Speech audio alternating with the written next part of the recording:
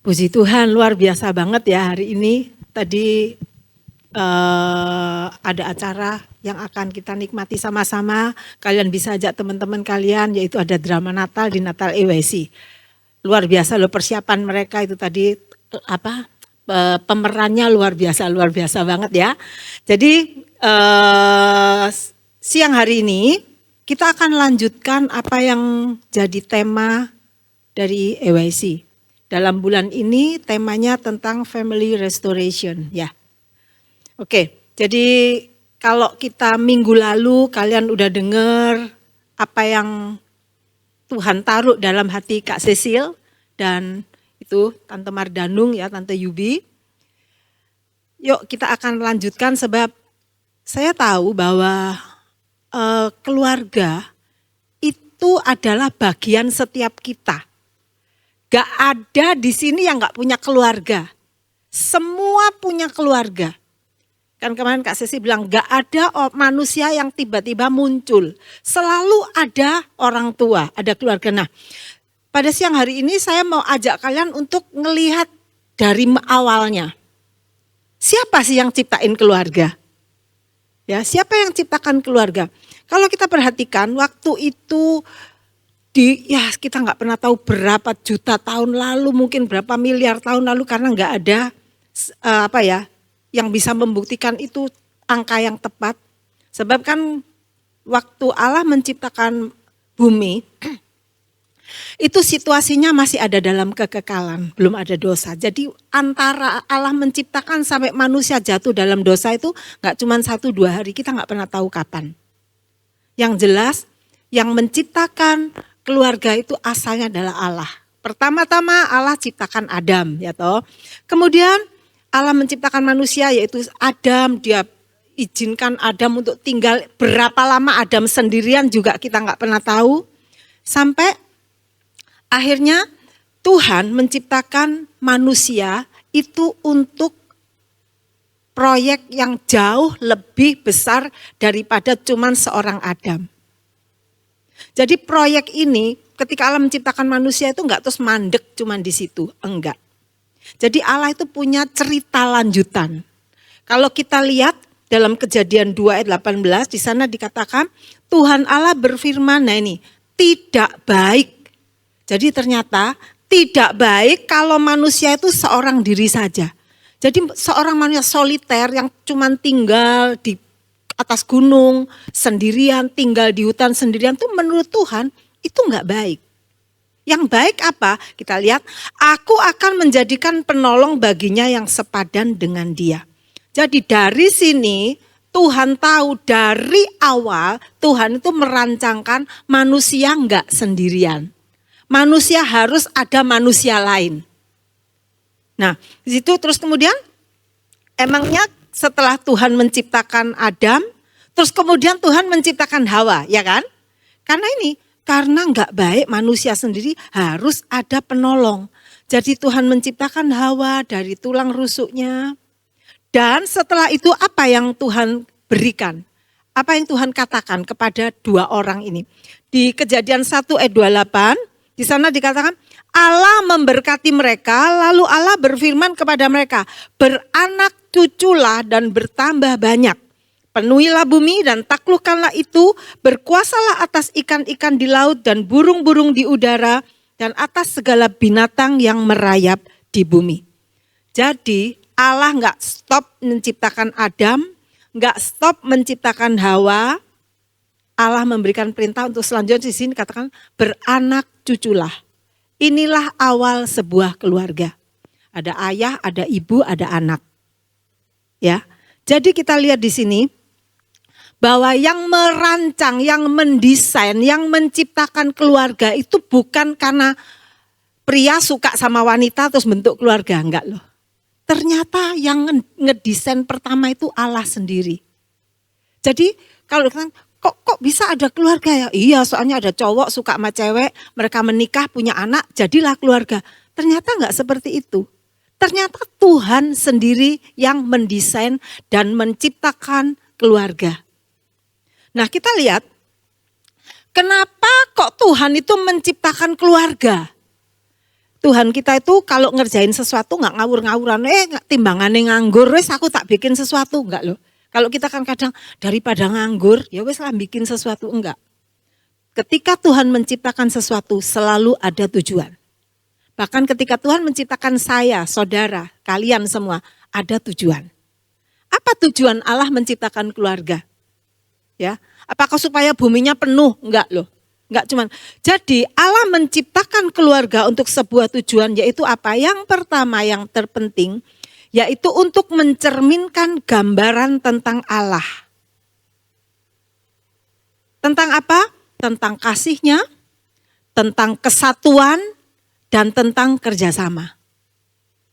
Kalau orang sendirian, enggak bisa mau manifestasi kasih ke siapa. Kalau orang itu cuma sendirian, dia mau kerjasama sama siapa? Kalau orang itu sendirian, dia mau bersatu dengan siapa? Enggak ada. Kita tahu Allah kita Tritunggal. 3 oknum yang bersatu, bekerja sama, menyatakan kasih, saling menyatakan kasih. Jadi keluarga itu pertama kali dirancang oleh Allah, itu untuk mencerminkan diri Allah. Yaitu tentang apa? Berbagi kasih, adanya kesatuan dan kerjasama. Nah, Elohimers kemudian yang kedua, tujuan yang kedua itu apa? Supaya setiap mereka itu punya rasa saling pengertian satu dengan yang lain. Saling menerima, saling mengerti. Kita tahu waktu Allah mau menciptakan manusia, Allah bilang apa? Marilah kita menciptakan. Jadi sepakat gitu loh. Ada kesepakatan. Ada pengertian satu dengan yang lainnya. Mereka Allah Tritunggal Allah itu menciptakan manusia. Ya. Kemudian tujuan Allah menciptakan keluarga yang ketiga supaya manusia itu dapat saling tolong menolong. Ingat yang pertama, enggak baik manusia sendiri. Aku akan ciptakan seorang penolong. Jadi keluarga itu adalah tempat di mana anggota keluarga itu bisa saling tolong menolong. Sebab manusia gak bisa bertumbuh tanpa orang lain. Karakter kita gak bisa semakin baik kalau tidak ada orang lain. Sebab orang lain seringkali dipakai oleh Tuhan untuk untuk menguji apakah karakter kita sudah mencapai seperti yang Tuhan inginkan. Kalau gak ada orang lain gak ada yang uji kan. Kalau kita cuma sendirian di hutan, kita mau belajar sabar dari mana? Belajar berpengertian, belajar nerima orang lain dari mana? Enggak ada kan? Jadi butuh orang lain yang menolong kita bertumbuh. Baik dalam karakter, dalam iman dan sebagainya. Jadi manusia kesimpulannya enggak bisa sendirian, manusia butuh penolong. Manusia butuh orang lain. Makanya Tuhan menciptakan keluarga. Manusia diciptakan bukan seorang diri. Tapi Tuhan menciptakan keluarga. Nah, kita lihat selanjutnya bahwa untuk ketiga hal tersebut, ya 3 hal tadi, untuk mencapai tujuan itu, Tuhan gak bisa kerjakannya lewat 1 orang. Tuhan akan melibatkan lebih dari 2 orang. Ya kan? Namanya keluarga gak bisa cuma 1 orang. Sendirian itu, sudah berkeluarga, enggak. Tuhan melibatkan lebih dari 1 orang dan di dalam sebuah keluarga, yaitu di dalam satu tempat yang disebut sebagai rumah. Ya kan? Keluarga selalu ada di dalam satu rumah. Enggak ada keluarga yang satu di sana, yang satu di sana terus membentuk keluarga, enggak bisa. Keluarga selalu ada dalam satu rumah. Nah, pagi hari ini kita mau melihat ada 2 pengertian tentang rumah. Apa sih rumah? Rumah yang pertama, pengertian pertama, rumah itu house, gedung. Ya, jadi gedung ini itu adalah bangunan fisik yang bisa ditempatin supaya kita enggak kehujanan, ya toh. Terdiri dari tembok, itu hanya fisik. Di situ dikatakan bahwa enggak punya nilai emosional. Gedung ini enggak punya nilai emosional. Karena house. Dan pengertian rumah yang kedua, kalau di bahasa Indonesia kan cuma rumah gitu kan. Tapi bahasa Inggris itu bagus banget loh. Ada house, ada home. Home ini beda lagi. Nah, home itu apa? Tempat di mana kita menemukan perasaan aman. Di mana kita menemukan tempat untuk kita beristirahat. setelah capek bekerja, setelah di luar mungkin bekerja banyak hal-hal yang melelahkan, maka ada home, tempat di mana kita pulang untuk beristirahat. Kemudian di situ ada nilai emosional. Jadi ada nilai emosionalnya. Sebab apa? Di dalam home ada kasih sayang, ada penerimaan, ada saling pengertian. Itu kan? Kemarin Kak Cecil kan bilang, jadi kalau keluarga ini begitu capek kerja langsung rasanya pengen cepat pulang, gak mau kemana-kemana. Karena mereka punya home. Ya. Nah, dan yang lebih utama lagi di dalam home, di sana ada Tuhan yang menjadi pusat perhatian. Itu yang Tuhan mau. Jadi ketika Allah menciptakan manusia, menciptakan keluarga, Tuhan mau Allah ada di sana. Karena di dalam kesatuan, Allah akan tinggal dan menetap dan memberikan berkat. Jadi itu poinnya. Ketika Tuhan menciptakan manusia itu enggak cuma menciptakan, enggak loh. Allah itu menciptakan manusia supaya apa? Supaya Allah punya objek untuk melampiaskan kasih-Nya, untuk memberkati, untuk memberi. Dan Allah enggak mau itu dilakukan, diberikan, dilimpahkan hanya untuk satu orang. Tuhan mau ada kesatuan dan persatuan, ada kesepakatan, maka di sana berkat dicurahkan. Makanya Allah menciptakan keluarga. Nah, mari pada hari ini kita akan ngebahas home. Makanya tema yang saya ambil home, sweet home. Jadi saya lebih mau fokus kepada home. Home itu enggak peduli rumahnya, entah itu rumah gedung, entah itu rumah sederhana. Tapi yang jelas di dalam rumah yang artinya home ini, di sana setiap anggota keluarga akan ngerasa betah, akan ngerasa dikasihi, akan ngerasa diterima. Mereka bisa seluruh isi keluarga bisa bertumbuh bersama-sama, apalagi kita sebagai orang percaya, bertumbuh di dalam iman, di dalam kesatuan, di dalam kasih dan pengharapan secara bersama-sama. Sebab sekali lagi, kita butuh orang lain. Ya, jadi itu. Nah, sekarang kita lihat bahwa Tuhan mau setiap keluarga yang Tuhan sudah ciptakan dari awal itu boleh membawa kemuliaannya. Ya, jadi kita tahu bahwa iblis itu berusaha untuk ngerusak. Karena iblis itu enggak senang manusia itu diberkati. Makanya mulai ada perselisihan, percekcokan dan sebagainya. Berarti yang namanya home, sweet home itu bukan otomatis. Karena ada musuh yang berusaha ngerusak. Home sweet home, supaya rumah kalian menjadi sweet home yang sweet gitu kan, yang menyenangkan. Itu harus diusahakan. Setiap anggota keluarga harus mengusahakan, harus menciptakan suasana itu, harus membangun suasana itu. Jadi semua anggota keluarga harus berperan. Dan kita tahu iblis berusaha merusakkan, makanya banyak sekali tadi ada video pendek tadi tentang bagaimana rumah itu bisa menjadi tempat yang membuat isi rumah itu terluka. Karena mungkin itu kesalahan dan itu adalah iblis berusaha untuk ngancurin supaya berkat tidak dicurahkan dan ini harus dipulihkan. Makanya pas banget tema dari EYC bulan ini adalah family restoration. Keluarga harus dipulihkan supaya apa? Supaya rencana Allah itu benar-benar terjadi sempurna. Berkat Allah dicurahkan. Setiap anggota keluarga yang ada di dalam keluarga itu, mereka benar-benar dipulihkan, dibangun, dan bisa mencerminkan siapa Kristus. Lewat kesatuan itu ya. Nah, jadi Elohimers, masing-masing keluarga, jadi sekarang kayak gini, kita sekarang bicara tentang keluarga ya. Keluarga ini masing-masing punya tanggung jawab dan punya peran untuk membangun home, sweet home tadi. Rumah yang nyaman gitu dan enak, rumah yang mendatangkan damai sejahtera, itu bukan tanggung jawab satu orang. Setiap anggota keluarga yang ada di rumah itu harus bertanggung jawab. Nah, pagi hari ini saya akan ngebahas dari sisi anak. Kalian ada yang jadi orang tua udah, tapi rata-rata di sini adalah dari sisi anak. Tugas dan tanggung jawab dan peran kalian sebagai anak itu apa? Kalian nggak bisa ngomong, oh nunggu tuh perannya orang tua, nggak usah dulu, itu belum waktunya. Sekarang apa yang menjadi peran kalian, itu akan kita lihat bersama-sama. Peran seorang anak untuk membangun rumah yang nyaman, keluarga yang nyaman. Jadi ini bukan tanggung jawab papa mama kalian aja, atau adik kalian atau kakak kalian. Ini tanggung jawab kalian, karena kalian adalah bagian dari keluargamu.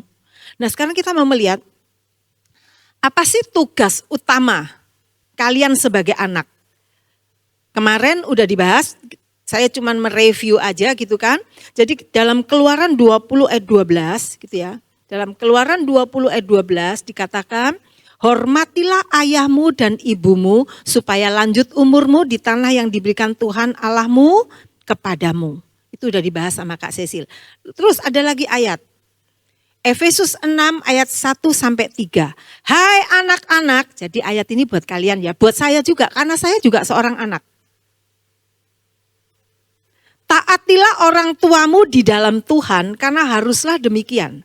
Hormatilah ayahmu dan ibumu, ini adalah suatu perintah yang penting seperti yang nyata dari janji ini. Supaya kamu berbahagia dan panjang umurmu di bumi. Jadi ini ayat khusus aturan Tuhan, si pembuat keluarga untuk ditaati oleh semua anggota keluarga.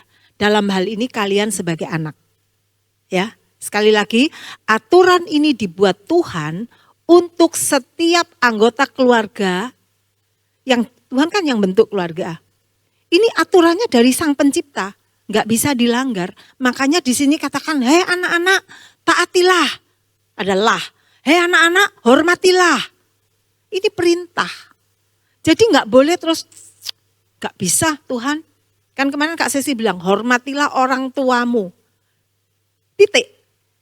Nggak ketika orang tuamu baik atau enggak. Tugas kita cuma itu.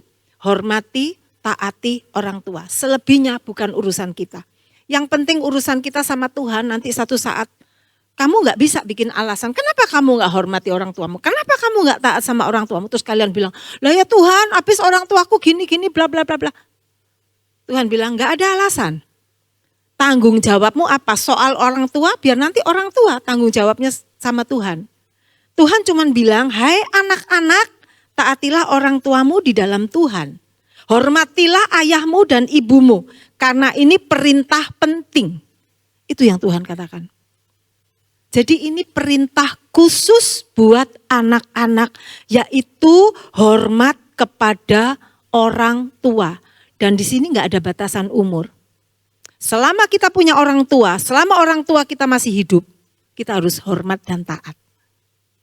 Gak peduli nanti. Mungkin ketika kalian udah umur dewasa, oh aku sudah bukan anak-anak, aku orang dewasa. Enggak juga ketika kalian masih punya orang tua.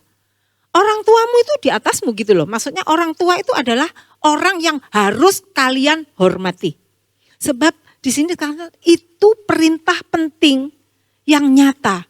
Supaya apa? Kalau dikatakan di dalam ulangan kemarin Kak Sisil bilang, satu-satunya 10 hukum yang ada apa istilahnya rewardnya, ya cuman tentang menghormati orang tua. Di sana dikatakan supaya umurmu jadi panjang, supaya kamu diberkati. Jadi ini perintah penting banget buat saya.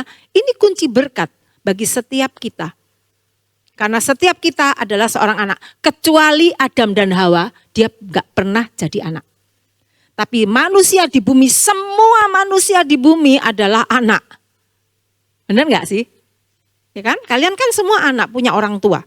Jadi itu ya. Nah, saya cuma mau menambahi sikap hormat yang dimaksud oleh Tuhan itu yang gimana? Kan hormatilah orang tuamu. Ada dalam Kolose 3 ayat 20 versi di Amplified, saya langsung terjemahkan. Hai anak-anak, taatilah orang tuamu sebagai wakil Allah dalam segala hal. Ya. Karena itulah sikap hormat dan ketaatan yang berkenan kepada Tuhan dan akan mendatangkan berkat yang dijanjikan Allah. Kita tuh bersyukur, Tuhan tuh punya banyak banget janji. Tapi pemicunya, triggernya, janji itu keluar. Jadi kalian kalau ke hotel pas sarapan pagi itu ada apa sih namanya yang crunch, Coco Crunch kayak gitu tuh loh. Sereal. Nah, itu kan ditaruh di kayak tabung. Itu kan ada kayak krek gitu kan. Nah, triggernya itu supaya serealnya itu keluar, supaya berkatnya itu keluar, triggernya itu apa? Di sini dikatakan yaitu taat kepada orang tua. Jadi taat ini adalah salah satu sikap hormat.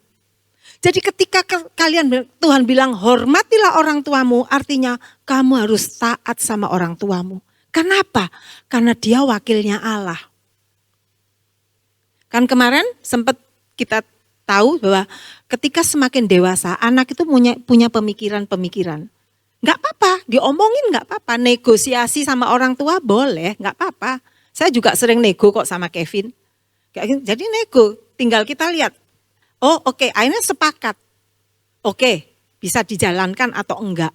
Bisa dinego, tapi dengan kata-kata yang baik, enggak dengan bersungut-sungut. Jadi itu adalah bentuk tanggung jawab yang harus anak-anak kerjakan. Karena apa? Urusannya sama Tuhan, yaitu apa? Taat. Jadi taat kepada orang tua adalah sikap hormat. Ketika kalian menghormati seseorang, kalian akan taat, gak akan ngelawan. Taat ini lawannya lawannya adalah melawan ya. Jadi dan lebih dahsyatnya lagi di Alkitab itu mungkin nggak ada ya, bisa bukain Amsal 30 ayat 17, saya baru dapat ini tadi soalnya. Amsal 30 ayat 17, hukuman bagi seorang anak yang nggak taat itu serem loh. Saya waktu baca sampai serem juga ya. Ini bisa punya arti letter, jadi tentang sesuatu yang mengerikan. Di dalam Amsal 30 ayat 17 dikatakan gini, mata yang mengolok-olok ayah dan enggan mendengarkan ibu akan dipatuk gagak lembah dan dimakan anak Raja Wali. Ngeri kan? Jadi anak dikatakan yang mengolok ayah. Apa sih mengolok ayah? Mengolok ayah ini artinya mengejek, menghina, mentertawakan. Kalau ini kalian lakukan, ayo bertobat. Jadi mungkin orang tuamu pendidikannya enggak setinggi kalian. Ketika dia mungkin memberikan saran, kalian terus, papa ngerti apa sih? Itu dibilang apa? Itu artinya mentertawakan, menghina, mengejek. No, jangan, bertobat ya. Mungkin orang tuamu pengetahuannya tidak sebanyak kalian. Memberikan nasihat rasanya gak masuk akal. Gak masuk hitungan secara zaman sekarang gitu. Tapi please, saya mau kasih tahu kepada kalian, jangan pernah di sini katakan mengolok-olok, itu artinya apa? Mengejek, menghina, mentertawakan. Karena orang tuamu adalah wakil Allah buat kamu selama ada di dunia. Kalau nggak ada orang tuamu, kalian nggak bisa gede kayak gini. Nggak ada orang tuamu, nggak ada ayahmu, kalian nggak bisa sekolah, kalian nggak bisa hidup sampai hari ini. Kemudian di sini dikatakan, dan enggan mendengarkan ibu. Artinya enggan mendengarkan ini sama, menghina, meremehkan. Jadi ketika ibumu mungkin memberikan saran atau ibumu menasihati sesuatu, mama kan nggak ngerti sih, nggak ngerti nih, wis nggak usah cuek, nggak usah didengerin, tinggal pergi. Malah kadang kalau dinasihatin dimarahin, tutup jebrak pintu, banting barang. Kalau itu ada di antara kalian, bertobat. Karena Amsal ini firman Tuhan. Sekali lagi saya katakan, yang bikin keluarga siapa? Allah. Yang bikin aturan juga Allah terhadap keluarga. Dan Allah bikin aturan, mata yang mengolok-olok ayah dan enggan mendengarkan ibu akan dipatuk gagak lembah. Ini bicara tentang visi yang diambil yang dan sebagainya. Saya cuma keinget aja. Ini secara letterlek aja, maksudnya secara tertulis aja kayak serem banget kan. Saya percaya ntar kapan-kapan mungkin kalau bisa dikupas lebih dalam, ini sebenarnya ada artinya. Tapi ini bicara tentang sesuatu yang mencelakakan. Pandangan jadi nggak ada, nggak punya masa depan dan sebagainya. Kan mata itu bicara tentang ke depan. Nggak ada visi, enggak visinya mungkin diambil dan sebagainya. Jadi ini sesuatu yang berat sanksinya. Dan ini adalah tugas khusus buat anak-anak. Nah, sekarang kita mau lihat peran atau tugas secara umum. Jadi ini untuk semua anggota keluarga. Kalau tadi khusus buat kalian, hormati orang tuamu. Nah sekarang ada 2 tugas. Yang pertama tugas khusus sebagai anak. Yang kedua tugas umum, bukan hanya anak-anak tapi orang tua. Tapi karena posisi kalian anak, tugas ini pun untuk kalian. Jadi bagaimana supaya kita bisa membangun rumah itu nyaman?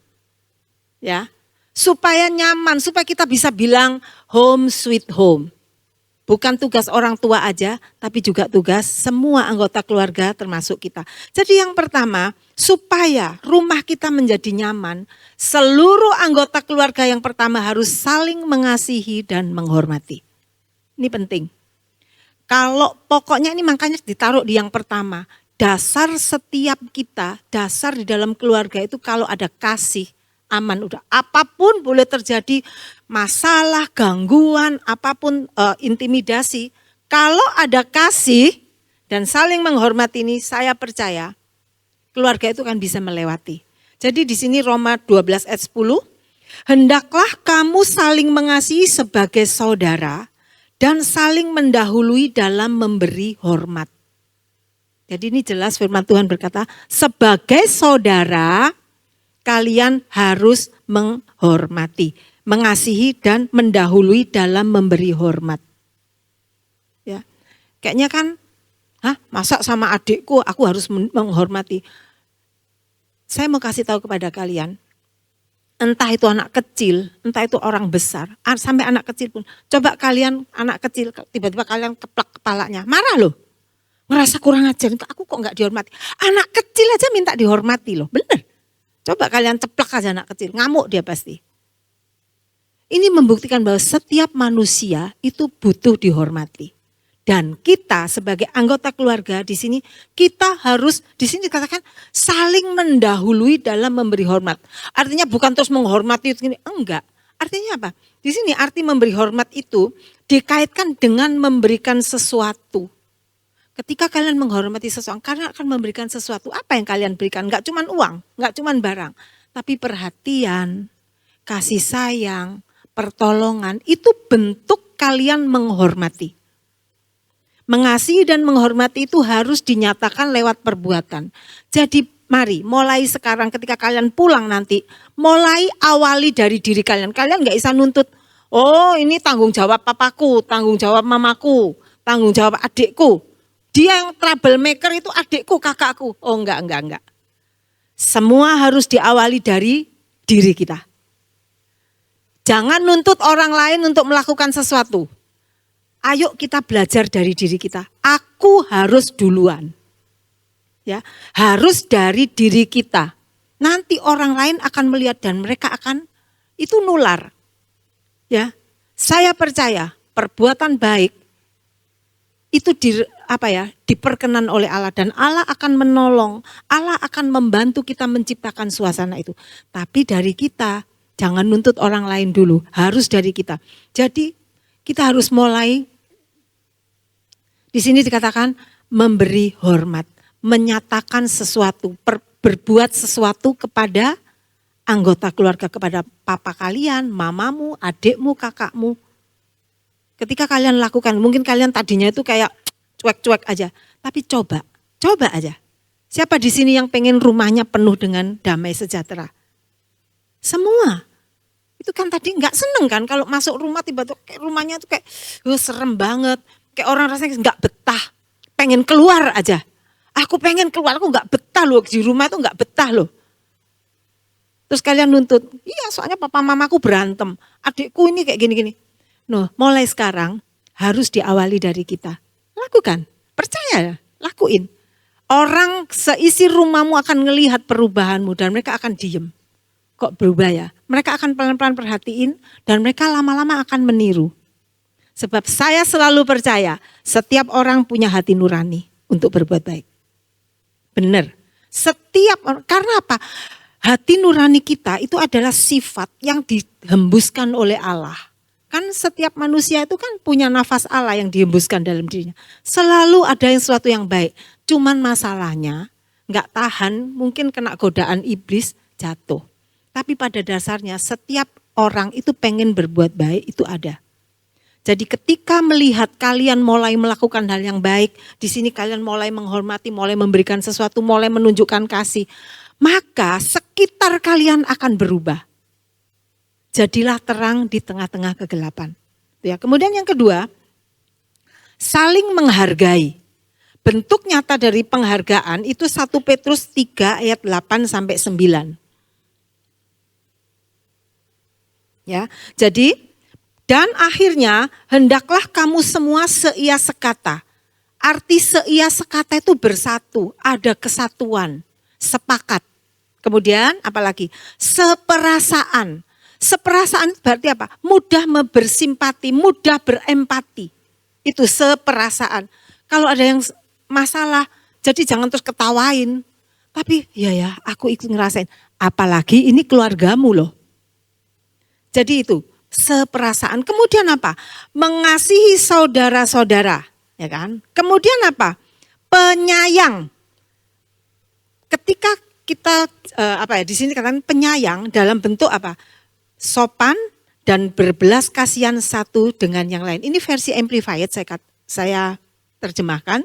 Jadi ketika bicara tentang seorang yang penyayang, itu orang ini akan sopan dan penuh dengan belas kasihan kepada orang lain.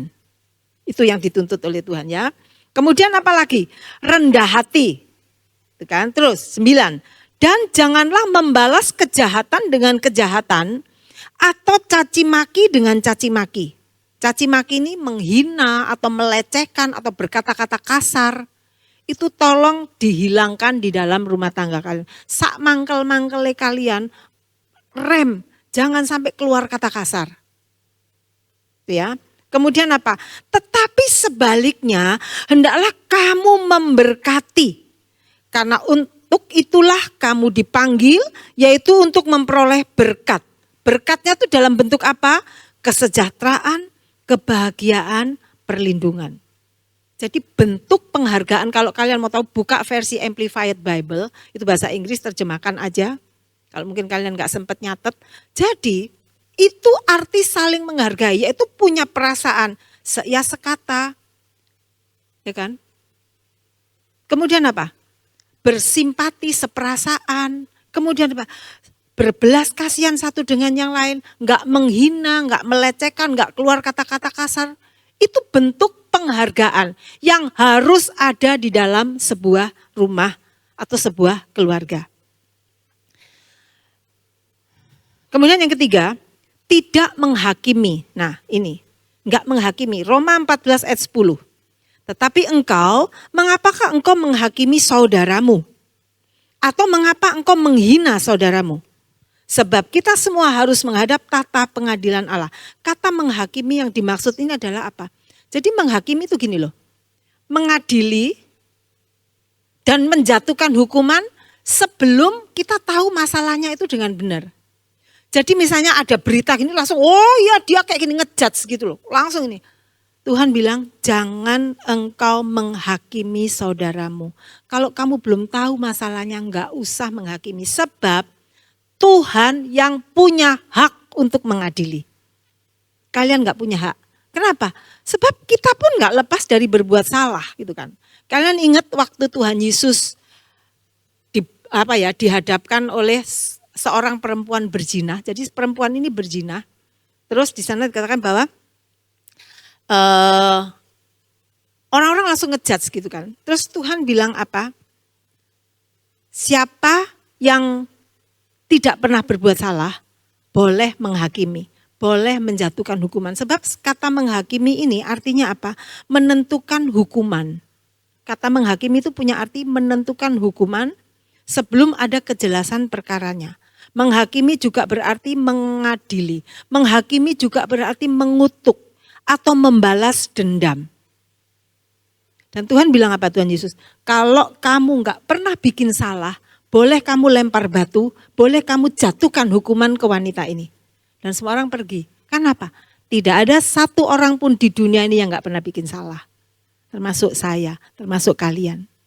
Jadi jangan menghakimi orang lain. Terutama keluargamu, gak usah biar Tuhan yang berurusan. Tugasmu sekarang apa? Mengasihi, tugasmu berbuat baik, tugasmu menolong.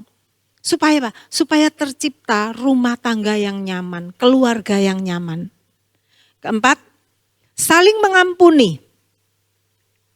Ya, 1 Yohanes 4 ayat 20-21, jikalau seseorang berkata aku mengasihi Allah dan ia membenci saudaranya, maka ia adalah pendusta. Kan? Jadi kalau kalian ngomong di ibadah waktu di gereja ini memuji Tuhan, angkat tangan pas nyanyi sampai lompat, I love you Jesus, aku mengasihi engkau Tuhan, sambil sampai bertuturan air mata saat menyanyikan aku mengasihi engkau Yesus. Tapi di sini dikatakan, tapi ia benci sama saudaranya. Sebel, aku gak suka sama itu. Begitu pulang sebel, benci sama ini, kayak musuhan sama ini, gak mau ngampuni. Nah, Tuhan bilang di sini katakan, kamu adalah pendusta. Tukang bujuk, bohong. Dan karena barang siapa tidak mengasihi saudaranya yang dilihatnya, gak mungkin mengasihi Allah yang tidak dilihatnya. Dan perintah ini kita terima dari Dia. Barang siapa mengasihi Allah, ia juga harus juga mengasihi saudaranya. Ini jelas banget. Jadi kalau kalian misalnya satu saat kakakmu, adikmu, orang tuamu melakukan sesuatu yang bikin itu tadi kan sakit hati, bikin luka hati. Ingat, kalian pun sebetulnya sering juga bikin luka. Jadi ampuni, terima. Saya punya resep khusus. Ketika kalian mungkin lagi disakiti seseorang ya, orang ini kok tiba-tiba melakukan sesuatu yang menyakitkan. Caranya kita bisa nerima dia gimana? Coba posisikan dirimu di dia. Kalian lihat kenapa ya kok dia lakukan itu ya? Oh ternyata dia sendiri sedang punya masalah. Mungkin kalau aku di posisi dia, aku akan lakukan itu kepada orang lain. Akhirnya apa? Kita bisa nerima. Oh ya wis lah, tak ampunilah. Sebab sekali lagi saya katakan, tidak ada satu manusia pun yang dilahirkan untuk jahat. Enggak. Karena ada roh Allah. Manusia punya hati nurani. Setiap manusia bikin kejahatan selalu ada rasa tertuduh. Ya, jadi kita lihat di situ, kasihilah saudaramu. Kalau memang kamu mengasihi Allah. Kemudian Kolose 3 ayat 13. Sabarlah kamu seorang terhadap yang lain dan ampunilah seorang akan yang lain apabila yang seorang menaruh dendam terhadap yang lain. Sama seperti Tuhan telah mengampuni kamu, kamu perbuat jugalah demikian. Jadi sekali lagi kita harus mengampuni orang lain sebab kita pertama-tama sudah diampuni Tuhan. Sebab kalau kalian gak lakukan itu, kalian cuma bilang aku mengasihi engkau Tuhan tapi kamu gak bisa ngampuni, kamu masih simpan dendam, kepahitan, hati-hati loh. Kita urusannya sama Tuhan. Ya jadi belajarlah mengampuni. Belajar ngampuni. Sebab seseorang itu berbuat jahat selalu ada pemicunya. Cobalah belajar ngelihat apa yang memicu dia melakukan itu. Ketika kalian ngelihat, oh iya pantesan dia jadi jahat. Ternyata mungkin dia sudah mengalami luka dan sebagainya. Saat itu ketika kalian lihat alasan dia kenapa, latar belakang kenapa dia lakukan itu. Saya percaya itu tugas kalian. Kalian justru harus membebat dia. Tunjukkan kasih. Karena orang berbuat jahat itu biasanya orang butuh kasih sayang. Orang itu jadi jahat kalau ada sesuatu dalam dirinya yang gak terpenuhi. Dan hal paling dasar yang dituntut oleh seorang manusia untuk dipenuhi tentang apa? Kasih. Ya. Lawanlah kejahatan dengan kasih. Belajar mengasihi. Kenapa? Karena Tuhan sudah mengasihi kita. Itu kan? Nah itu jadi di dalam rumah itu harus ada saling mengampuni. Kemudian yang kelima, menjaga kerukunan. Ini juga tanggung jawab kita. Menjaga kerukunan. Mazmur 133 ayat 1, alasannya kenapa kok kita harus jaga kerukunan. Nyanyian Siara Daud, sungguh alangkah baiknya dan indahnya apabila saudara-saudara diam bersama dengan rukun. Seperti minyak yang baik di atas kepala, meleleh ke janggut, yang meleleh ke janggut Harun dan ke leher jubahnya. Seperti embun gunung Hermon yang turun ke atas gunung-gunung Sion. Sebab ini berarti kesanalah Tuhan memerintahkan berkat kehidupan untuk selama-lamanya. Jadi kalian harus tetap jaga supaya keluarga kalian itu rukun. Makanya selalu harus dimulai dari kita. Minta sama Tuhan, Tuhan berikan aku kasih-Mu. Sehingga kamu bisa membagi kasih. Ketika kalian sadar bahwa kalian dikasih Tuhan. Ketika kalian sadar kalian sudah terima keselamatan. Ketika kalian sadar bahwa kalian sudah terima pengampunan dari Tuhan. Itu akan membuat kita jauh lebih mudah mengampuni. Jauh lebih mudah menerima orang lain. Jauh lebih mudah memelihara kesatuan. Menolong orang lain. Karena kita udah ngalami. Jadi Elohimers, ini yang harus kalian lakukan sebagai anak. Yang pertama tugas khusus, hormati orang tuamu, taati perintahnya. Terus tugas yang umum yang juga harus kalian lakukan adalah apa? Mengasihi, saling menghormati, saling menghargai terhadap semua anggota keluarga. Kemudian apa? Tidak menghakimi. Kemudian apa? Saling mengampuni dan menjaga kerukunan.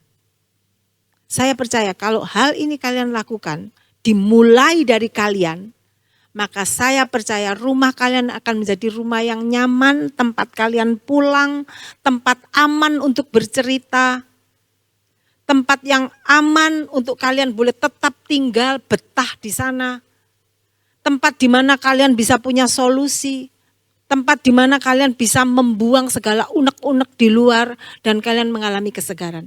Saya percaya itu adalah kerinduan setiap keluarga. Dan itu bisa diciptakan dan harus diciptakan.